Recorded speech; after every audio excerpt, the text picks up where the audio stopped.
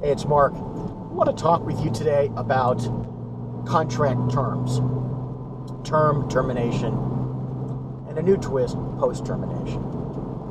When people often look at a contract and they want to know its term, how long the contract runs, they immediately, search for a term provision. This contract runs for a period of 5 years from today until the 5th anniversary. But that doesn't give you the whole answer. It doesn't even give you the right answer. You're only going to get the right answer if you look at both the absolute term provision, the one that I just mentioned, and you look at the termination provisions of the agreement. For example, a 90-day without cause termination provision, or a 30-day notice with right to cure, or an immediate termination provision based on some specific sort of cause.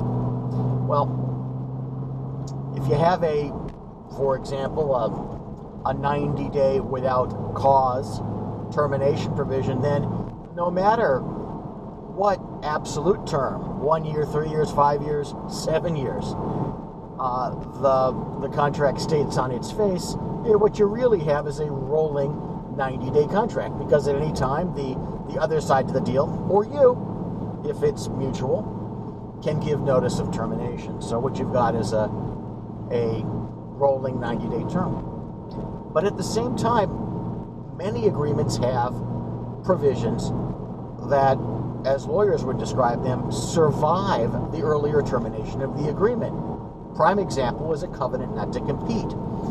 So in an agreement and in a state where covenants not to compete are enforceable, a provision that says that there is a covenant not to compete that runs during the term of the agreement and for a period of 3 years thereafter, well, that covenant continues to run, as it states, no matter whether there is a termination of the agreement. The covenant survives termination.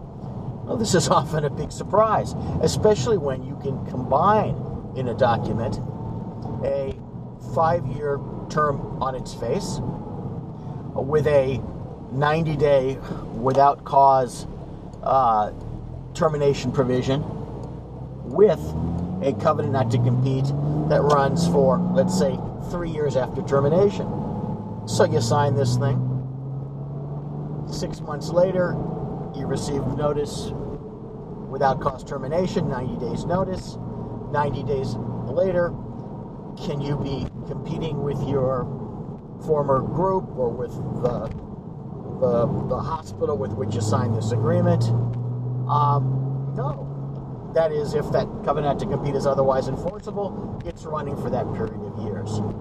There are many other provisions that may be described as surviving the earlier termination of an agreement. So the issue of contract term is not always that straightforward, and very often people get excited in terms of doing a deal. Say it's an acquisition deal.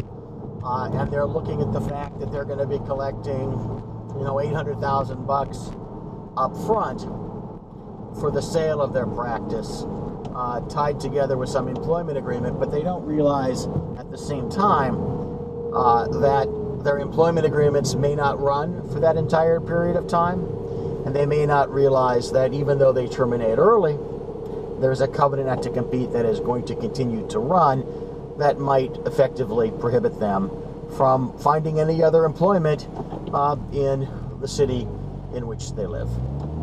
So you've got to look at all of those elements in order to answer the question about the term of your contract.